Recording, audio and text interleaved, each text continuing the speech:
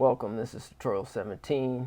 We'll be continuing using Django. You'll be setting up an admin user groups, learning how to customize that admin tool. Also, you'll be using how to set up templates and adding something called Bootstrap. You can get that at getbootstrap.com. That's getbootstrap.com. It's a pretty elaborative system tool to use where it has tons of assets and tons of codes or coding that you can use. For more information, once again, you can go to getbootstrap.com.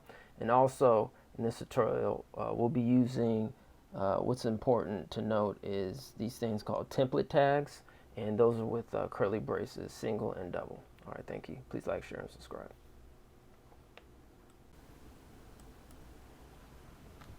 In this tutorial, I'm going to talk to you guys about the administrative panel of Django applications. So here in the browser, if we head over to /admin, we get this beautiful login screen to log into our administrative panel. So every Django application by default comes with an administrative panel. We don't have to create this from scratch. We don't have to code this. It gets auto-generated. And this is one of the fantastic features of Django that increases your productivity. So let me show you how to work with this administrative panel. Here in PyCharm, we need to create the first user of this application. We call that super user. So here in the terminal window, let's run python manage.py create super user, all in one word. So let's go ahead with that. It asks for a username. Let's type admin. Next, we need to enter an email address. I'm going to enter my email address. Next, we need to enter a password. I'm going to type 1234 and repeat it one more time. Note that it complains because this password is too short, it's too common, and it's entirely numeric. So at the end, it asks if you want to bypass password validation. For simplicity, let's go with that. But of course, in a real scenario, you don't want to create an admin user with such a simple password. Alright, we successfully created the super user. Now back in the browser, let's log in with admin and 1234. There you go. So this is our administrative panel. As you can see, we can manage the users and groups. We can add new users or modify or delete existing ones. Let's have a quick look here. So here we have this search bar on the top. We can quickly search for users. Below that, we have this table of users with these columns: username, email, first name, last name, and status. We can sort this table by any of these columns. We also have these filters on the right side. So we get all these beautiful features for free with every Django application. We don't have to code this. Earlier in this course, we talked about this settings module. Let's have a quick look here. In this module, we have a setting or a variable called installed apps. And one of the apps that is installed by default is the admin app. So this app is the piece that is responsible for generating these views. Now the beautiful thing about the admin app is that it is easily extensible. So back to the home page of our administrative panel, so far we can only manage the users and groups. But using one line of code, we can also manage our products. Let me show you. Let's expand our products app. Inside of this app, we have this module admin. And in this module, we register the models that we need to manage in the admin section. So let's open this module. Now on the top, first we need to import our product model. So we can type out some code like this from period models. That means the models module in the current folder. So from this module, we want to import the product class or the product model, right? Now you can see this comment here, register your models here. Let's delete this comment, we don't need it anymore. Instead, we're going to write code like this. So admin dot site dot register, and we pass this product class as an argument. What is going on here? We're using this admin object that is imported on line 1. This object has an attribute called site, which is an object itself. This object has a method called register. We're calling this method and passing our product class as an argument. With this, we're telling Django that we want to manage our products in the admin area. So now with only one line of code, or more accurately 2 lines, if we go back to our administrative panel and refresh this page, we see this new table, products, that represents our products app. And in this app, currently we only have one model called product. So here we can manage all our products. Currently we don't have any products in our database, So let's go ahead and add a new product. Look, we get this beautiful form for free. We didn't write any code to create this form and handle the click event of these buttons to insert a product into our database. All this is automatically generated by Django. So let's go ahead and add a new product. Call that orange. Let's say 1.99 each. And set the stock to 50. Now we need an image URL. So open up a new tab here. And in Google, search for orange. Then go to images. Click on tools. From the user rights menu, select for labeled for reuse. This way we don't have problem with copyright issues. So these are the free images that we can use in our application. Let's pick this one. Click on it again. Now on this page, right click the image, copy a link address, and then back to our product form, paste it here, and then save. So we successfully added a product, and that product is listed here in the product table. But what we see here is a little bit confusing. It says product object 1. It's not clear what product this is. Is it an orange? Is it a strawberry? What price is it? So in the next tutorial, I will show you how to customize this table and add columns specific to products.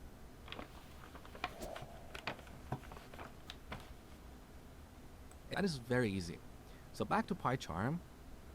Here in the admin module where we register first we need to import our product model. So we can type out some code like this. We don't have problem with copyright issues. So these are the free images that we can use in our application. Let's pick this one. Click on it again. Now on this page, right click the image, copy a link address, and then back to our product form, paste it here, and then save. So we successfully added a product, and that product is listed here in the product table. But what we see here is a little bit confusing. It says product object 1. It's not clear what product this is. Is it an orange? Is it a strawberry? What price is it? So in the next tutorial, I will show you how to customize this table and add columns specific to products.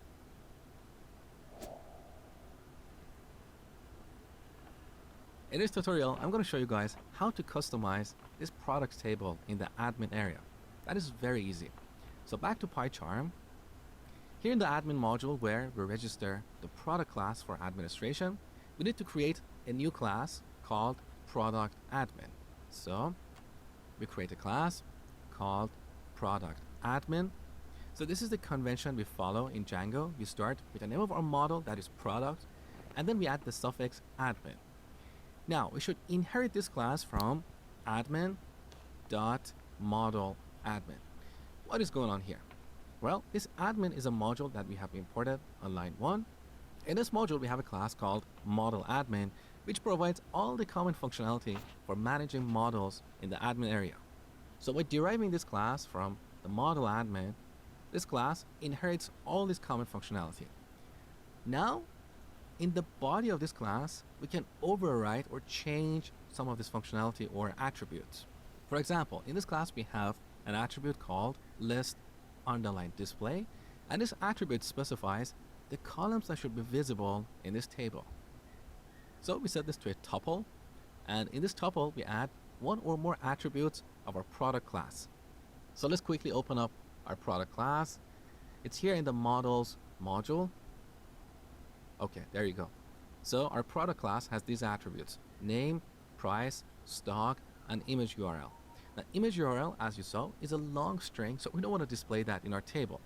So in this tutorial, let's add these 3 attributes to our products table. Back to the admin module. In this tuple, we add 3 strings: name, price, and stock. Now we have this little warning here because we haven't added 2 line breaks before and after this class. That is better.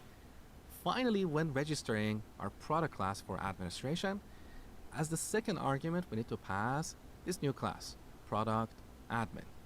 So Django will use the information in this class to decide how to present the list of products. So back in the browser, let's refresh this page. There you go. Here's our products table. Now we have 3 columns: name, price, and stock. You can see we have this orange. The price is set to 1.99, and currently we have 50 items in the stock. Beautiful. Let's go ahead and add a new product here.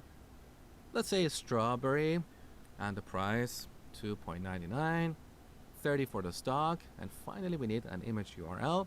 I'm going to paste this address that I just copied before recording this video. Okay, let's go ahead, save the changes. The product is added, beautiful. And now we have 2 products in our table. Now here's what I want you to do. I want you to pause the video and add a few more products to our database, somewhere around 5 to 10. In the next tutorial, I'm going to show you how to display these products to the public users of our website, because this admin panel is only visible to admins. So anonymous users or other registered users are not going to have access to this panel. Instead, they're going to go to /products. Now currently we are displaying a hello world message. We're going to change this page and display the list of our products in a beautiful grid. So pause the video and add 5 to 10 products, then come back, continue watching.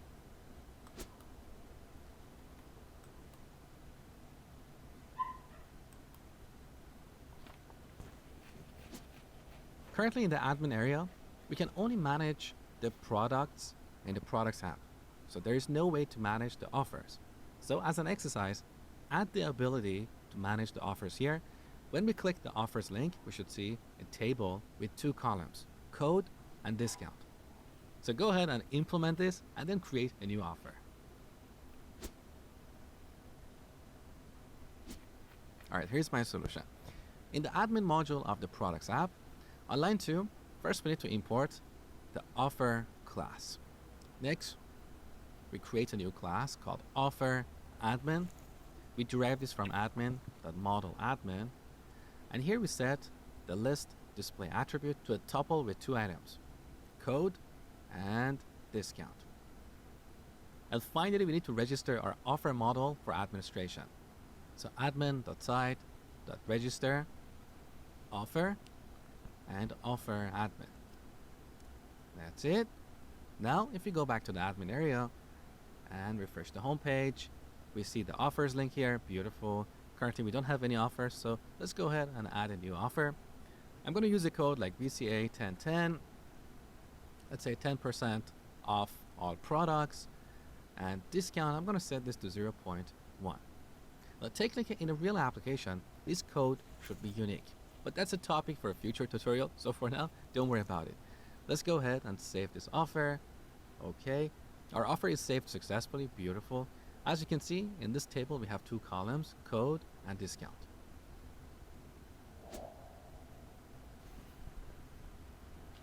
In this tutorial, I'm going to show you guys how to replace this hello world message with the list of products in our database. And that is super easy. So here in PyCharm, in the products app, let's open up the views module. Earlier I told you that in this module we define our view functions, which are functions that get called when the browser sends an HTTP request to the server. For example, when the user navigates to /products page, our browser sends an HTTP request to our Django application. Django takes that request and hands it off to this function, the index function. And here we're simply returning a hello world message. We want to replace this with the list of products in our database. So the first step is to get the products stored in the database, and then we need to format them using some HTML template. So let's go ahead and on the top, import our product class from the models module. So from period models, import product. So we're importing the product class in the models module in the current folder. So period means the current folder. Now this product class has a bunch of useful methods for getting data from our database. For example, we can call product.objects.all, and this returns all the products we have in our database. We also have filter for filtering products. Let's say we want to get products that are more expensive than $2 or products that are out of stock. We can use the filter method. We also have the get method for getting a single product, and we also have the save method for inserting a new product or updating an existing one. Now in this tutorial, we're going to use the all method to get all the products from our database. Then we store them here in this variable. So we have done the first step. Next, we need to create an HTML template for presenting this list of products to the user. So back to the project panel, inside the products app, let's add a new folder, a new directory. And by convention, we should call that templates. Make sure to spell it properly, because this is a special directory that Django looks at to load templates. So let's go ahead with that. Now we want to create a template for the index function. So inside of this folder, let's add a new file and call that file index.html. Now here we can write some HTML code. If you're not familiar with HTML, don't worry, just follow along with me. It's super easy to learn. So first let's type h1 and then press tab. This inserts an h1 tag into our HTML document, and we use this to display a big bold heading. So inside these tags, let's type products. Now below this h1, let's type ul and press tab. Now this inserts a ul tag, and we use this to display a list of items. Now we need to surround each item with an li tag. So type out li, press tab, and in between the tags, let's type item 1, then copy and paste this a couple times. So item 2 and item 3. Now instead of item 1, item 2, and item 3, we want to display the name of our products. But before we get there, let's simply return this HTML markup to the client instead of the hello world message. So back to the views module. Here in the index function, we need to change the return statement on line 8.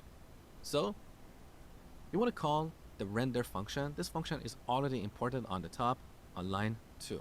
We use this function to render a template. So let's call this function.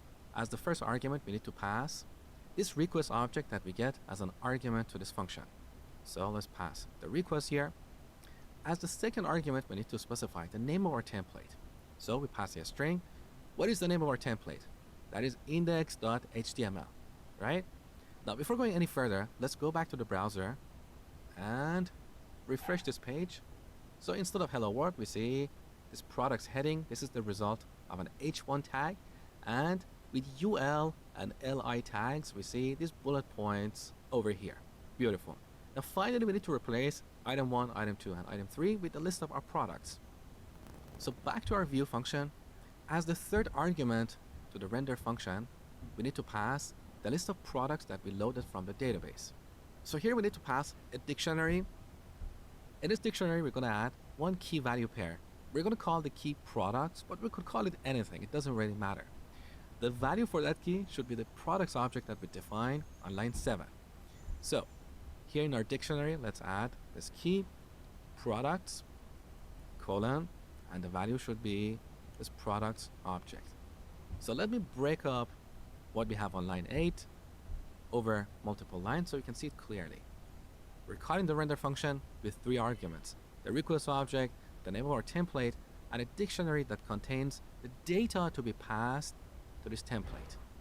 And finally, we're going to go to this template, index.html, and replace these items with our products. That is very easy.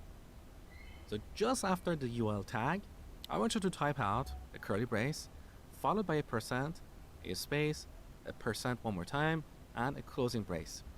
This is what we call a template tag in Django. So in between these markers, we can write dynamic code.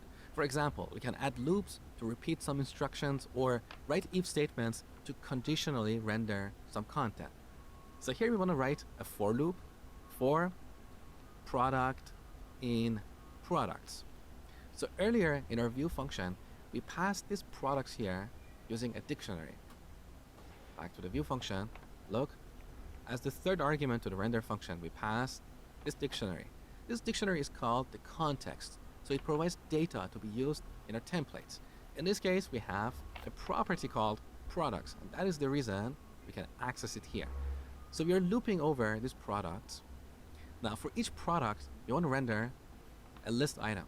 So let's indent this item here and replace item 1 with the name of the product. So here we want to dynamically render the name attribute of this product object. To do that, we use double curly braces. So open 2 curly braces and close them, and in between them type out product.name. So whenever we use double curly braces in a Django template, Django will evaluate the expression that we put here and render it in HTML.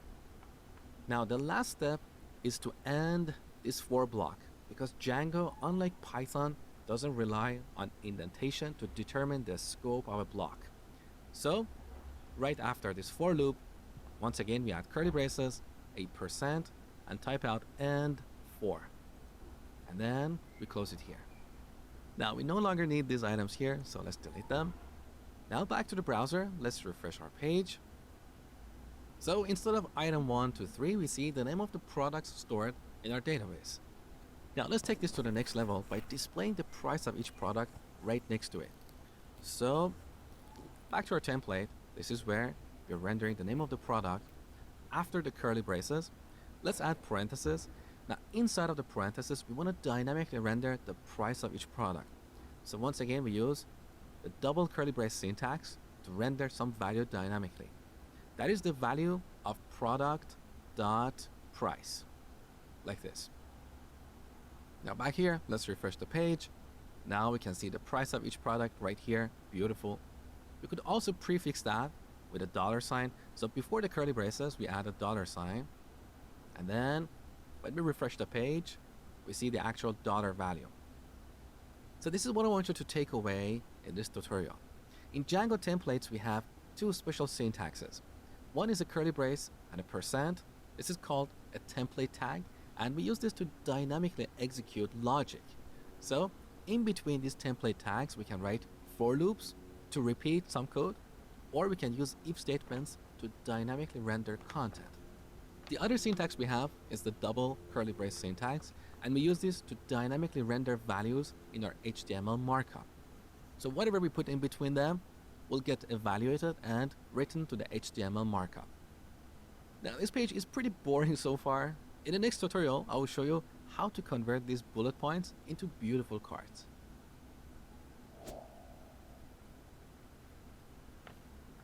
Over the next few tutorials, we're going to replace this boring list of bullet points with a beautiful modern card like this. So on the top, we're going to display the image for each product. Below that, we're going to display the title or the name of the product, as well as the price and potentially a button to add that product to a shopping cart.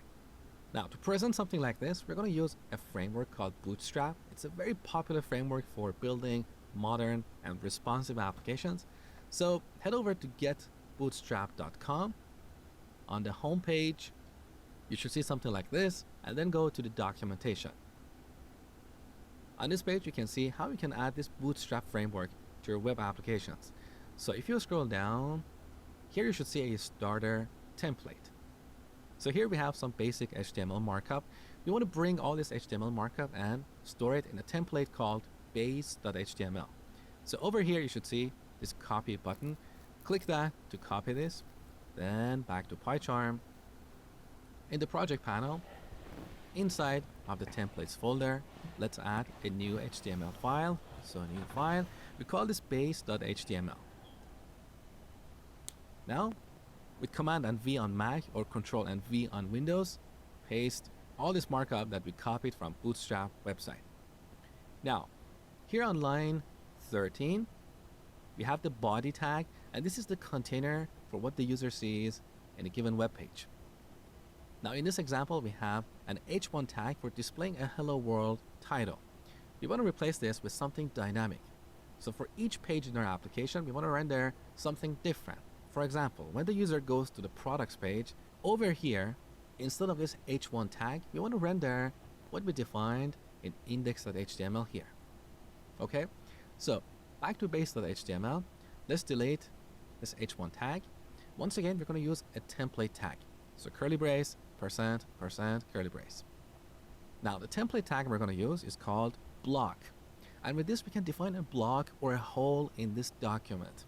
So we're going to create a block called content. You could call it anything, but here we're defining the content area of our website. So that's why we call this block content. Now, after this, once again, we need to add another template tag, and this is called end block. Now we should go to index.html.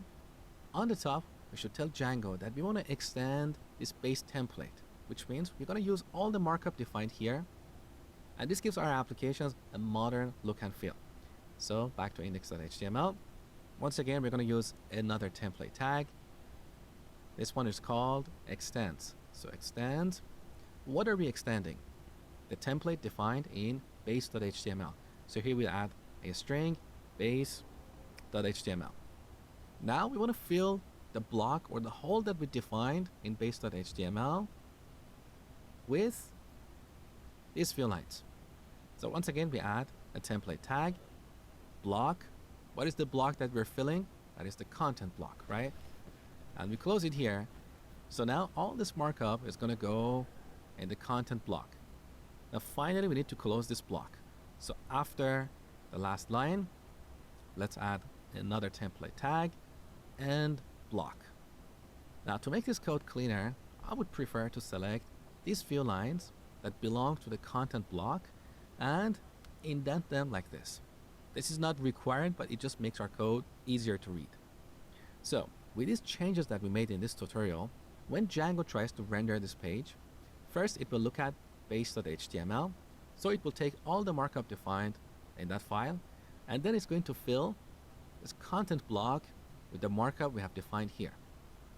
Now if we go back to our browser and refresh this page, we're going to see something a little bit better. So refresh, you can see the fonts are changed and there is a little bit more space in between the bullet points. Now we're ready to replace each bullet point with a Bootstrap card, and that's what I'm going to show you next.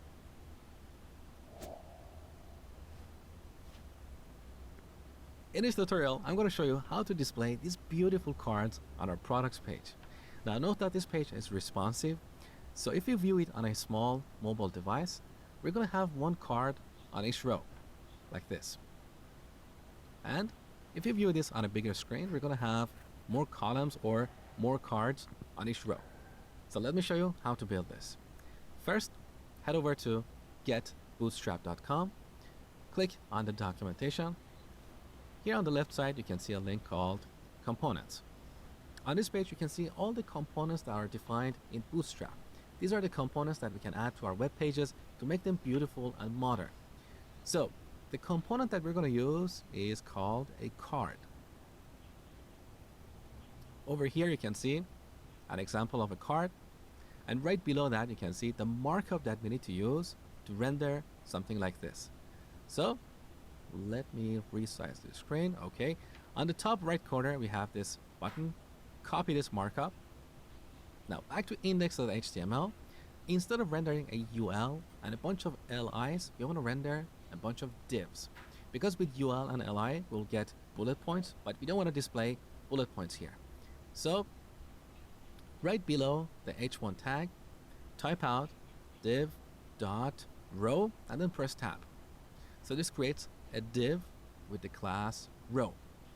Now in this row, we want to repeat multiple columns. So type out div.col, as in short for column, and then press tab. So we use these divs to create a layout like this. We have multiple columns in a row. Okay. Now inside of a column, we want to render a card. So now we should paste the markup for rendering a Bootstrap card. So paste that here. Now you can see our code looks a little bit ugly because it's not indented properly. So on the top, go to the code menu. Here we have this item, reformat code. And look at the shortcut that is associated with this command. So let's click that. Now our code is beautifully formatted and it's easier to read and modify. So we have a row. Inside this row, we have a column, and inside this column, we have a card. Now we're going to take our for loop and put it above this column. So for each product, we want to render a column. So scroll down and grab this line of code, cut it, and then paste it right above this column. Now we should close this for loop. So let's collapse this div below it. Okay. Now right after this div, we want to add a template tag and type out end for. With these changes, we don't need the code from before. We don't need the UL and LI tags. So let's delete all of these. So this is the final result. Inside the content block, we should have these tags. We have an H1 on the top for the heading. Below that, we have a row. Then we have our for loop. And in each iteration, we render a column. So let's also indent this line to go inside the for loop. That's better. And finally, we close our for loop. And after that, we close our row. With this change, if we go back to the browser and refresh, we get something like this. We're basically repeating all that static or fixed markup from Bootstrap over here. So we're not rendering the actual name or the image of each product. But that is a very easy fix. So back to our markup, let's expand this column. So here's our card. Inside this card, we have an image on line 9. Look at the source attribute of this image. We need to change this and dynamically render the image URL attribute of each product. So let's delete this. And inside the quotes, we add double curly braces to render some value. We want to render product dot image underline URL like this. Now over here on line 11, we have this text card title. We want to replace this with the name of each product. So delete double curly braces and we add product dot name. Next, we need to replace this text with the price of each product. So delete. Here we have a paragraph tag. Inside this tag, we add double curly braces to render product.price. And just before these braces, we want to add a $sign. And the last change is the label for this button. It's called Go Somewhere. We want to change that to Add to Cart. Now back to this page, refresh. We should get something like this. Beautiful.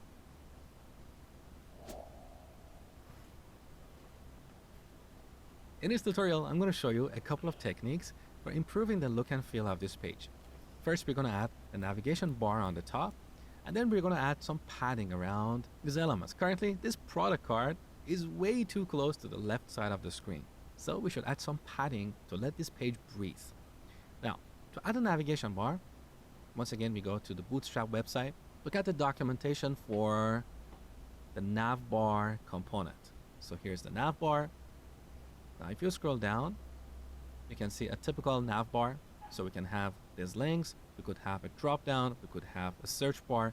Now, this looks a little bit clunky because I've resized the screen, so it doesn't look pretty. But below that, you can see another simple navigation bar with only the brand or the name of the application. So over here, we have the markup to render this navigation bar. So let's go ahead and copy this. Now back to PyCharm. Where should we add this markup? We should add it to base.html because this is supposed to be a base template for all pages in our application. So here's the opening body tag. Right below this body tag, we want to paste the markup for rendering a navigation bar. Now the code is not formatted properly. It looks clunky. So once again, go to the code menu and then reformat code. As you can see, the shortcut for Mac is Alt, Command, and L. So I'm going to use a shortcut here. There you go. That is better. So here's our navigation bar. Now let's change this text from navbar to PyShop. That's the name of our application, right? Now back to the browser. Let's refresh this page. We have this navigation bar on the top.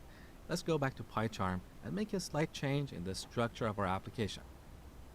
So here in the Products app, we created the Templates folder. And in this folder, currently we have two templates. The base template for our application and the template for the products page. The problem with this structure is that this base HTML is not reusable because we have added it inside the templates of the products app. What if in the future we want to add another app to this project? We don't want to recreate this base.html in every app. That just doesn't make sense. So we want to reuse this across multiple apps. And that's why we need to move this outside of this folder and put it somewhere central. So in the root of our project, here we need to add a new folder called templates. So right click the project and add a new directory called templates. Now we want to go back to the products app. Inside the templates folder, we drag this base.html file and drop it into the main templates folder. Okay, good. Now our base template is somewhere central, so we can reuse it in multiple apps. However, if we go back to the browser and refresh this page, we get this error. Template does not exist. If you scroll down, you can see why we get this error. So over here, you can see this red line. Let me zoom in. This error happened because Django couldn't load base.html. Now, if you scroll up, you can see the paths that Django searches for to find this template. Here's the first path: admin/templates/base.html. So Django is looking for this template inside the admin app. Here's the second path: auth/templates/base.html. So Django couldn't find it in the admin app. It thinks maybe it's in the auth app. And finally, here's the last path: products/templates/base.html. That is our products app. So what is going on here? Django is looking for this template only inside of the installed apps. But this templates folder that we created, it's not really part of any apps. It's just a standalone folder. So we need to tell Django to look inside this folder in addition to the installed apps. And that is very easy. So in the main package, PyShop, you have seen the settings file before. Let's have another look here. If you scroll up, you can see this variable, base directory. This variable is set to the complete path of where you have stored this Django project on your disk. We're going to take this directory and append templates to it. So scroll down. On line 55, you can see the configuration for loading templates. Look at the settings we have here. The first setting is backend, and this is the engine that is used to parse our templates. So all those template tags, as well as the double curly braces, this is the engine that knows how to interpret those. Look at the second setting, directories. This is set to an empty list. So here we need to reference the templates folder in this project. So let's type out os.path. So we're using the path object defined in the OS or operating system module that is imported on the top. Now this path object has a method called join, and with this we can join multiple parts of a path. The first part is base_dir, which is the variable that I showed you earlier. It's set to the complete path of your Django project. Now we want to take this and append templates to it. That's all we had to do. So back to the browser, let's refresh the page. There you go, the problem is fixed. So now our base template is somewhere central and we can reuse it across multiple apps. Beautiful. And one last change. Currently, as you see, these items are so close to the left side of the screen. So I'm going to add some padding to make this page breathe, and that is very easy. Back to PyCharm. Here in our base template, where we define this content block, we need to wrap this with a div with the class container. This is one of the classes defined in Bootstrap that we use to define a container area in our application. This container area has some padding. So type out div.container and press tab, okay, and then move these template tags inside of this div. That's it. Now back to the browser, let's refresh. So this is our container area. As you can see, you have some padding to the left and right side of this container area. Beautiful. So that brings us to the end of this Django tutorial in this Python course. I hope you learned a lot and thank you for watching.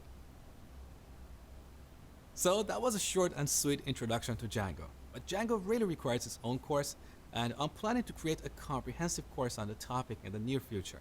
Now here's a question for you. What kind of applications do you want to build with Django? Use the comment box below and let me know. I will take your ideas into consideration as part of creating my upcoming Django course. So that brings us to the end of this course. I hope you learned a lot. Please support my hard work by liking this video and sharing it with others.